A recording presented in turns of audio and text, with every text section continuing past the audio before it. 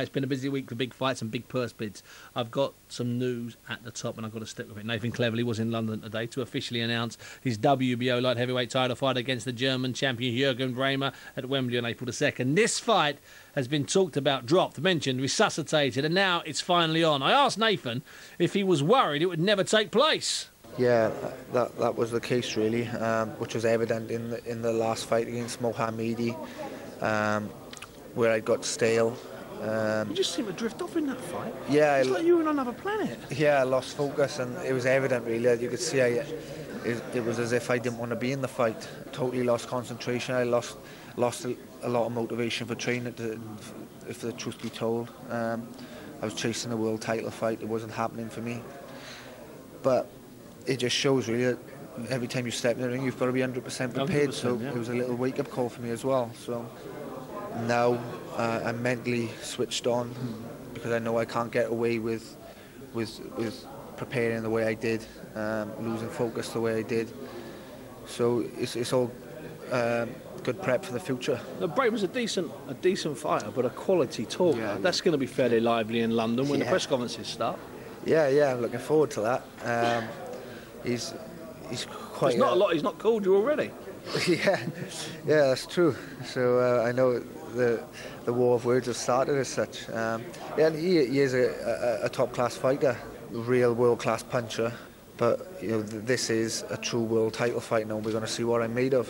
I'm looking forward to it. Now, are you going to change your training in any way, shape or form? Are you going to go outside of Wales or definitely bring in an organised roster of sparring partners? Yeah. What's going to happen? That's the thing really, is getting the sparring right now. I'm going to stay with the same training camp, same trainers, same gym, same area.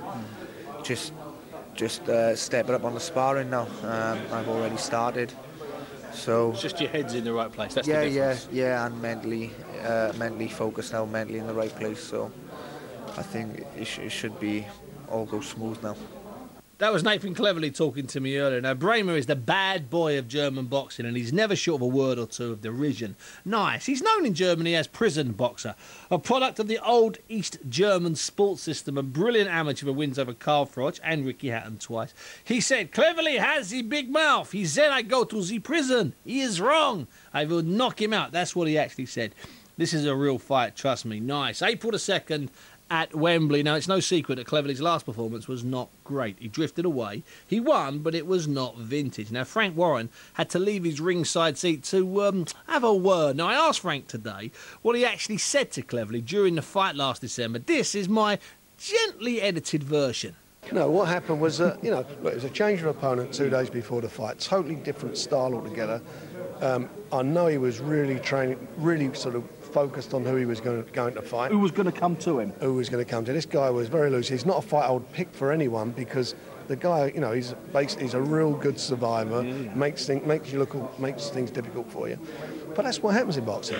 And unfortunately, his old shoulders slumped a bit. When we gave him the news, and I could see he weren't very happy about it. But it's a bad day in the office. And I keep saying to everybody, if I get up in the morning and I don't want to go to work because I don't feel well, or something you don't fancy, you don't do it. Boxers get on with it, have to do it.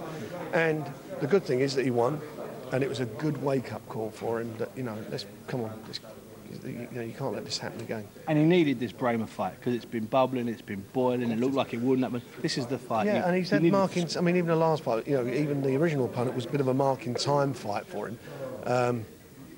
And we've been chasing Braehmer for a long while now. But anyway, we got it, we've done it, and April 2nd, Wembley, we're going to see it.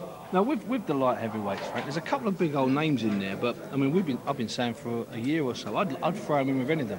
I mean that. I mean, if assuming things are right, I don't think there's anybody at light heavyweight he can't fight, assuming he beats Braehmer. Well, he's a year younger than Amir Khan. Yeah. Think about that. Yeah, he's had 21 fights.